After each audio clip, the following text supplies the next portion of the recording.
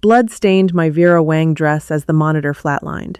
Tristan stood there, hand intertwined with my sister's, smiling as my vision faded. Death was supposed to be the end. Reopening my eyes to the morning of my engagement, fate handed me a loaded gun. Time to pull the trigger. Agony ripped through every nerve ending in my body, a fire that started in my gut and spread to my trembling fingertips.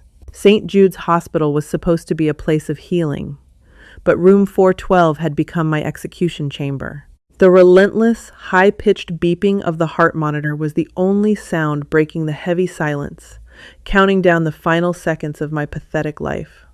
Tristan Gallagher, the man I had loved with a blind, foolish devotion for 6 years, stood at the foot of my bed. He wasn't looking at me with the sorrow of a grieving husband. His tailored Armani suit was immaculate, not a single wrinkle betraying the supposed stress of his wife's sudden terminal illness. Instead, his lips were curved into a sharp, triumphant smirk. "You really held on longer than Dr. Harrison predicted, Clarette," Tristan murmured, his voice smooth and devoid of any warmth. "I'll give you that. You always were stubborn." Footsteps echoed against the linoleum floor. A woman stepped into my fading line of sight, slipping her slender arm through Tristan's. Chloe Sterling, my stepsister, the woman I had protected, funded, and loved since we were teenagers. She was wearing my diamond tennis bracelet, the one my father gave me before he died, under mysteriously sudden circumstances last year. "Is it almost over?" Chloe asked, leaning her head against Tristan's shoulder. She didn't even bother to look at my dying, jaundice-stained face. "The lawyers are waiting at the Vaughn Innovations headquarters. We need the death certificate to finalize the transfer of her remaining shares." "Patience, darling," Tristan whispered, pressing a kiss to her temple. "Let her have her final moment. She financed our entire future, after all." Bile rose in my throat, choking me. The poison thallium, slipped into my nightly tea over the course of 8 months, had destroyed my nervous system. I couldn't speak. I couldn't scream. I could only stare at the two monsters who had orchestrated my father's fatal heart attack, stolen my family's legacy, and were now watching me suffocate in my own failing body. Tears of sheer, unadulterated hatred pricked my eyes. If I had just listened to Leo Carmichael, my childhood sweetheart, the boy who had warned me about Tristan's ambitions, the man I had banished from my life because Tristan convinced me Leo was trying to ruin our happiness. I had thrown away pure gold for a venomous snake. "Goodbye, Claret," Tristan said softly, stepping forward to casually switch off the oxygen valve. "Don't worry, Chloe and I will take excellent care of your empire." Darkness rushed in, cold and absolute. The flat line hummed in my ears, a single, continuous note of failure. I closed my eyes, letting the void consume me, praying to whatever deity existed for just one more chance. One chance to tear them apart. Gasp. Air flooded my lungs with the force of a hurricane. I bolted upright, my hands clawing at the thick, luxurious fabric of my duvet. Sweat drenched my forehead, and my heart hammered wildly against my ribs. I wasn't dead. I wasn't in the sterile, bleach-scented room of St. Jude's. Sunlight streamed through the floor-to-ceiling windows, illuminating the familiar pastel walls of my childhood bedroom in the Lexington Avenue townhouse. I scrambled out of bed, my legs tangling in the silk sheets, and stumbled toward the vanity mirror. The face staring back at me was not the gaunt, poisoned ghost from the hospital. My cheeks were flushed and full, my skin radiant, my long chestnut hair cascading over my shoulders in healthy waves. I looked down at my hands. They weren't trembling. They weren't bruised from IV needles. My phone buzzed on the nightstand. I lunged for it, my breath catching in my throat as I read the date glowing on the lock screen. The 14th of June, 2023. I dropped the phone onto the plush carpet. 3 years. I had gone back exactly 3 years. Today was the day of my lavish engagement party to Tristan at the Pierre Hotel. Today was the day I officially tied my family's billion-dollar tech company to the Gallagher family's sinking ship of a real estate firm. Today was the day my descent into hell had originally begun. A hysterical laugh bubbled up from my chest, turning into a sob, and then settling into a cold, terrifying calm. I was alive. My father was alive. I threw open my bedroom door and sprinted down the grand mahogany staircase. The smell of fresh coffee and bacon wafted from the kitchen. When I rounded the corner, I stopped dead in my tracks. Arthur Vaughan sat at the head of the breakfast table, reading the Wall Street Journal, alive and breathing. He looked up over his reading glasses, his warm, crinkling eyes smiling at me. "Morning, kiddo," my father said, folding the paper. "Big day today. You ready to lock down that Gallagher boy? You look like you've seen a ghost." Tears spilled over my lashes. I ran to him, throwing my arms around his neck and burying my face in his shoulder. The familiar scent of his Tom Ford cologne grounded me. He was warm. He was safe. He wasn't lying in a mahogany casket. "Whoa, Claret, what's wrong?" he asked, patting my back awkwardly but affectionately. "Pre-wedding jitters already?" "No, Dad," I whispered fiercely, pulling back to look him in the eye. "No jitters. I just love you. And I promise you, nobody is ever going to hurt you. Not while I'm breathing." He chuckled, brushing a tear from my cheek. "Nobody's hurting me, sweetheart. Go get ready. Your stepsister has been running around all morning driving the catering staff insane." Chloe. The name sent a spike of pure ice through my veins. She was here. She was currently playing the role of the devoted, excited stepsister, while secretly sleeping with my fiancé and plotting to drain our bank accounts. I smiled at my father. A sharp, dangerous curve of the lips that belonged to a woman who had clawed her way back from the grave. "I'll go get ready, Dad. It's going to be a night to remember." Crystal chandeliers cast a golden, shimmering glow across the grand ballroom of the Pierre Hotel. Waiters in crisp tuxedos circulated with silver trays of Dom Perignon and caviar blinis. The elite of New York high society had gathered to witness the union of Vaughan Innovations and Gallagher Enterprises. Mayor Higgins was chatting by the ice sculpture, and Senator Davies was laughing loudly near the string quartet. In my previous life, I had worn a demure, suffocatingly tight white lace gown, chosen specifically by Tristan, who claimed it made me look pure and obedient. Tonight, I wore blood red. The silk fail gown plunged at the neckline and hugged every curve, an aggressive slash of color in a sea of monochrome suits and pastel dresses. When I descended the grand staircase, the low hum of conversation ground to an abrupt halt. All eyes snapped to me. Tristan stood at the bottom of the stairs, looking dapper in his velvet dinner jacket. For a fraction of a second, a flash of genuine annoyance crossed his handsome face before he quickly masked it with a charming, camera-ready smile. He hated when I drew attention away from him. "Claret, darling," Tristan murmured as I reached the final step, extending his hand. "You look unexpected. What happened to the white dress?" "It felt a little too innocent for the occasion, Tristan," I replied smoothly, ignoring his outstretched hand and stepping past him. "Red suits my mood much better tonight." From the corner of my eye, I spotted Chloe. She was wearing a pale pink chiffon dress, looking like a fragile, delicate flower. Around her neck sat a familiar string of pearls, Tristan's grandmother's pearls. He had told me they were lost in a bank vault fire. I felt a surge of nausea, quickly replaced by adrenaline. As I navigated the crowd, exchanging pleasantries and fake smiles with board members and socialites, my eyes scanned the perimeter. I was looking for one person, and there he was. Leo Carmichael leaned against one of the marble pillars near the terrace doors, a glass of Macallan 18 inches his hand. He looked exactly as I remembered, yet entirely different from the broken, desperate man I had pushed away. His dark, tousled hair fell perfectly across his forehead, and his sharp, intelligent eyes watched the room with a quiet intensity. He wore a perfectly tailored charcoal suit that emphasized his broad shoulders. As the heir to Carmichael and Sons architecture, he was royalty in his own right, but he never flaunted it. Our eyes met across the ballroom. For a moment, the bustling noise of the party faded. The sheer weight of my regret almost brought me to my knees.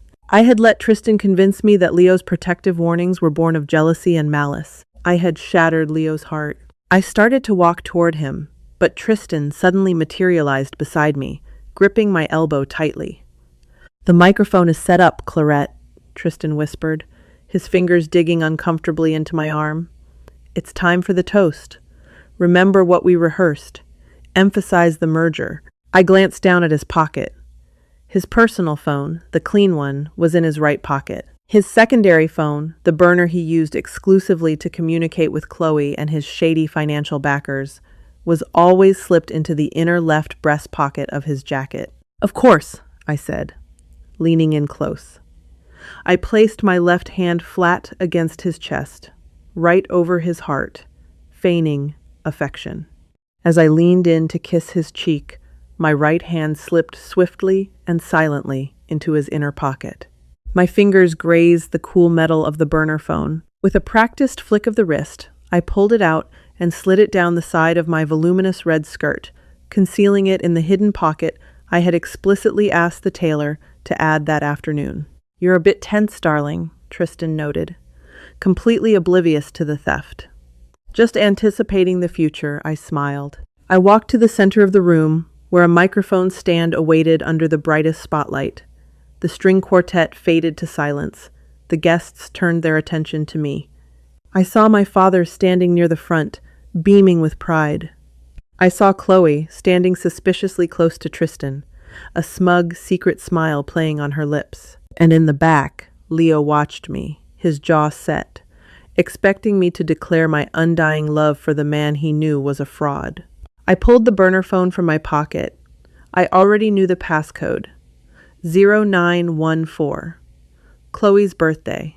I tapped the screen, navigated to his photo gallery, and connected it to the ballroom's Bluetooth audio-visual system, a system designed by Vaughn Innovations.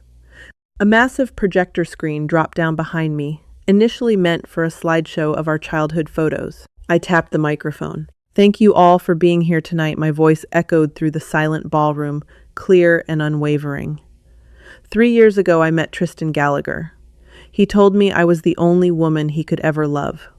He told me that our families coming together would be a union of trust and mutual respect. Tristan puffed out his chest, looking immensely pleased with himself. "But recently, I realized that true love is about sharing everything," I continued, pacing slowly across the floor. "Sharing secrets, sharing assets, and, apparently, sharing my stepsister." A collective gasp rippled through the crowd. Mayor Higgins nearly dropped his champagne flute. My father's smile vanished instantly, replaced by a look of sheer confusion. Tristan's face went chalk white. "Clarette, what kind of joke is this?" he demanded, stepping forward, his charm slipping rapidly. "No joke, Tristan," I said, pressing play on the phone. On the massive screen behind me, a video illuminated the room. It was Tristan and Chloe, recorded just yesterday in the penthouse of the Four Seasons. The audio blared through the speakers. "Once I marry her, the board will finalize the proxy," Tristan's voice echoed, cold and calculating. "We just have to endure her for a year, Chloe. Then we drain the accounts, frame her old man for embezzlement, and take it all. Just promise me you won't actually sleep with her," Chloe's voice whined on the recording. "I can barely stand to look at her." Tristan laughed on screen, pulling Chloe into a passionate kiss. The ballroom erupted into sheer pandemonium. Reporters who had been invited to cover the society event of the year were suddenly flashing cameras like machine guns. My father clutched his chest, but not from a heart attack, from pure, unadulterated rage. He lunged toward Tristan, only to be held back by 2 security guards. "Turn that off!" Tristan roared, his face now purple with fury. He rushed the stage, his hands balling into fists. "You crazy bitch, where did you get that?" Before he could even step onto the platform, a figure blurred past the crowd. Leo Carmichael stepped squarely between me and Tristan. He didn't shout. He didn't strike a dramatic pose. He simply planted his feet, towering over Tristan, his presence radiating an aura of lethal, protective violence. "Take one more step toward her, Gallagher. Leo's voice was dangerously low, slicing through the chaos of the room, and I will personally throw you off the terrace of this hotel. Tristan stopped, swallowing hard, looking from Leo's imposing frame to the flashing cameras of the paparazzi. I stood behind Leo, looking at his broad back, a genuine, breathless smile breaking across my face for the first time in 2 lifetimes. The trap had been sprung. The scumbag was exposed, and my childhood sweetheart was exactly where he belonged by my side. Security guards descended on the stage in a chaotic blur. Pandemonium swallowed the grand ballroom whole. Flashbulbs strobed like lightning, blinding Tristan as he was shoved backward by Leo's immovable frame. The arrogant smirk that had defined Tristan Gallagher's face for years dissolved into a mask of pure, frantic desperation. He lunged wildly, trying to snatch the microphone, but 2 burly Pierre security guards finally broke through the crowd and pinned his arms behind his back. Over by the ice sculpture, Chloe was screaming. Her delicate pink chiffon dress caught on the edge of a catering table, ripping at the seam as she clawed her way toward my father, tears ruining her expensive makeup. Arthur, please! It's a deep fake! It's AI! Claret is setting us up! My father, Arthur Vaughn, did not look at her with the paternal warmth she had exploited for a decade. His face was carved from granite. He signaled to his head of security, a towering ex-Marine named Benson, "Escort Miss Sterling off the premises. Pack her belongings at the townhouse. If she sets foot on Vaughn property again, have her arrested for trespassing." "You can't do this," Chloe shrieked, her voice cracking as Benson hoisted her up by the elbow. "I own 10% of the holding company. I have rights." "Not anymore. You don't." I stepped forward, the microphone still in my hand. The entire room went dead silent, hanging onto every syllable. I had my lawyers, Harrison Cole and Associates, review the trust documents this morning. The morals clause you signed when Dad adopted you is ironclad. Conspiring to defraud the primary shareholder nullifies your equity. You leave with the clothes on your back, Chloe. Security dragged them both out, their pathetic screams fading into the elegant corridors of the hotel. The silence that followed was heavy, thick with the scent of spilled champagne and shattered reputations. I turned to the crowd, my heart pounding a steady, victorious rhythm. Please, enjoy the catering. The engagement is off, but the celebration of Vaughn Innovations' independence has just begun. As the string quartet nervously struck up a Mozart piece, the crowd erupted into fierce whispers. My father pulled me into a crushing hug. He was trembling. "Claret, my God, how long have you known?" "Long enough to stop it, Dad," I whispered, burying my face in his lapel. "Long enough to save us." A warm hand touched my shoulder. I turned and looked up into Leo Carmichael's dark, fathomless eyes. The anger that had radiated from him moments ago had vanished, replaced by a tenderness that made my breath catch. "Are you okay?" Leo asked softly, his thumb gently brushing a stray lock of hair from my cheek. "Better than I have been in a long time," I smiled, the truth ringing with absolute clarity. "Walk with me?" We slipped out through the terrace doors, leaving the buzzing ballroom behind. The night air was cool against my flushed skin, the city lights of Manhattan glittering below us like scattered diamonds. For a long moment, neither of us spoke. We just leaned against the stone balustrade, listening to the distant wail of sirens. "I owe you an apology, Leo," I started, my voice thick with unshed tears. 3 years ago, you warned me about Tristan. You brought me the financial reports showing the Gallagher family was bankrupt, and I called you a jealous liar. I banished you from my life." Leo sighed, running a hand through his hair. "You were in love, Claret. Tristan is a master manipulator. He isolated you. I was angry, yes, but not at you. I was angry that I couldn't protect you." I looked at his handsome profile, realizing with painful clarity how much I had lost by pushing him away. In my past life, Leo had moved to London shortly after my wedding, unable to watch me destroy myself.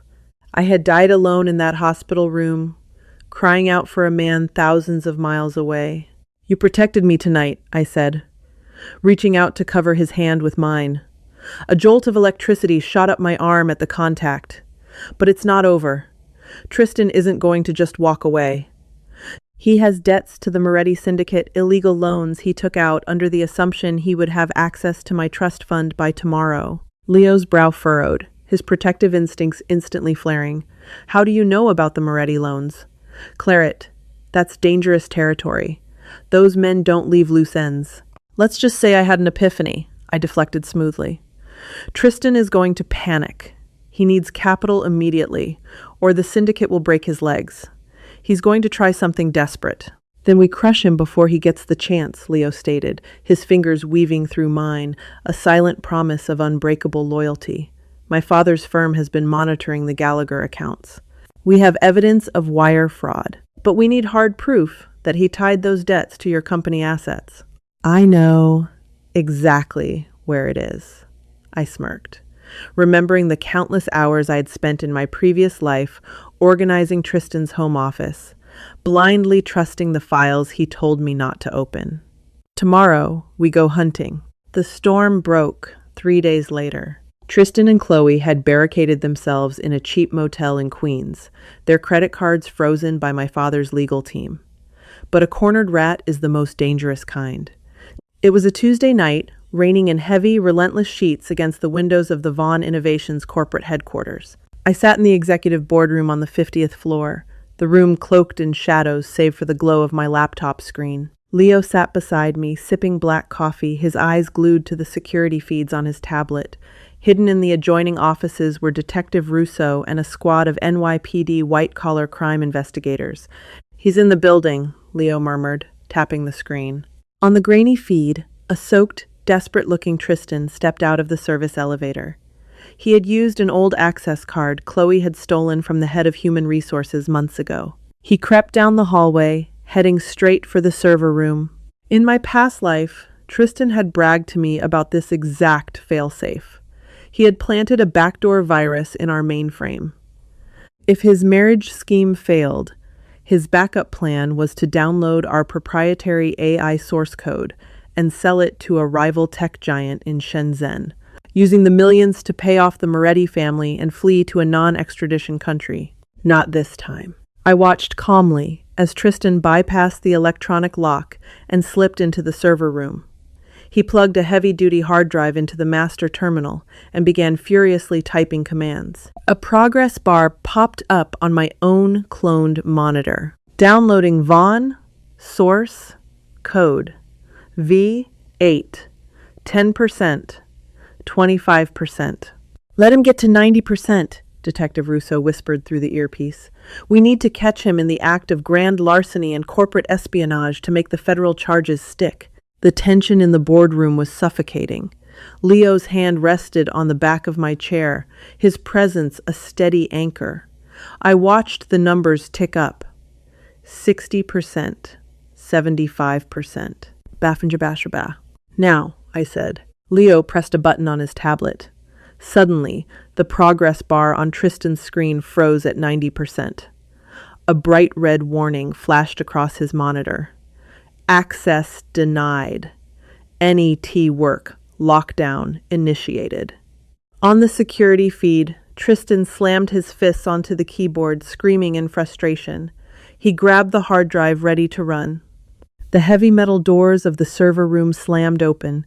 Detective Russo and 4 armed officers flooded the tight space. NYPD, drop the drive and put your hands where we can see them. Tristan froze, his face draining of blood. The hard drive slipped from his trembling fingers, shattering on the polished concrete floor. As the officers slammed him against the server racks and slapped the steel cuffs around his wrists, Leo and I walked into the room. Tristan's head snapped up, pure venom in his eyes. You set me up, Claret. You engineered this whole thing. I merely gave you enough rope, Tristan, I replied, my voice echoing coldly in the metallic room. You chose to hang yourself with it. Oh, and Chloe sends her regards. She cut a plea deal an hour ago. She gave the DA everything on your wire fraud in exchange for immunity. Turns out there truly is no honor among thieves. Tristan thrashed against the officers, screaming obscenities as they dragged him toward the elevators. The sound of his defeat was the sweetest symphony I had ever heard.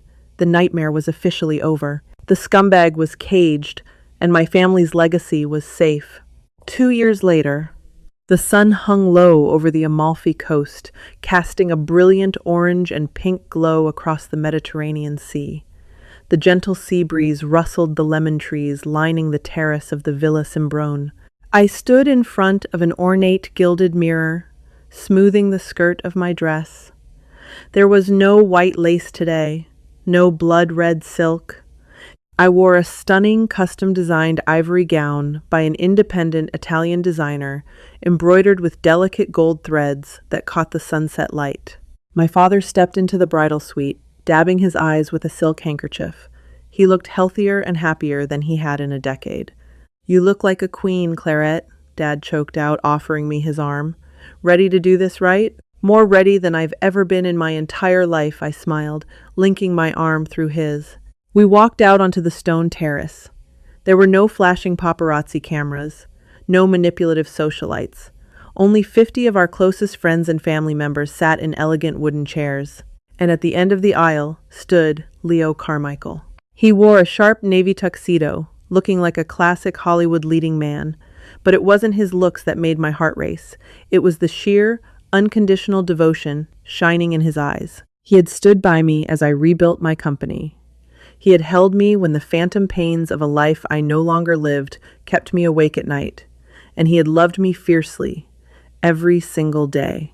As my father placed my hand in Leo's, I felt a profound sense of peace wash over me. The venom of the past was entirely flushed from my veins. "You look breathtaking," Leo whispered, his thumb caressing my knuckles as we turned to face the officiant. "I'm just happy I get to spend this lifetime with you," I whispered back. When we finally shared our first kiss as husband and wife, the small crowd erupted into joyous applause. I pulled back, looking into the eyes of the boy who had loved me since we were children, the man who had helped me rewrite my destiny. I didn't need a third chance at life. This one was absolutely perfect. If you loved hearing how Clairette took down her toxic ex and reclaimed her billion-dollar empire, make sure to hit that like button. Don't forget to share this incredible story of rebirth and revenge with your friends. And subscribe to the channel for more dramatic, real-life inspired audio stories and thrilling plot twists every single week. Ring the bell so you never miss an update.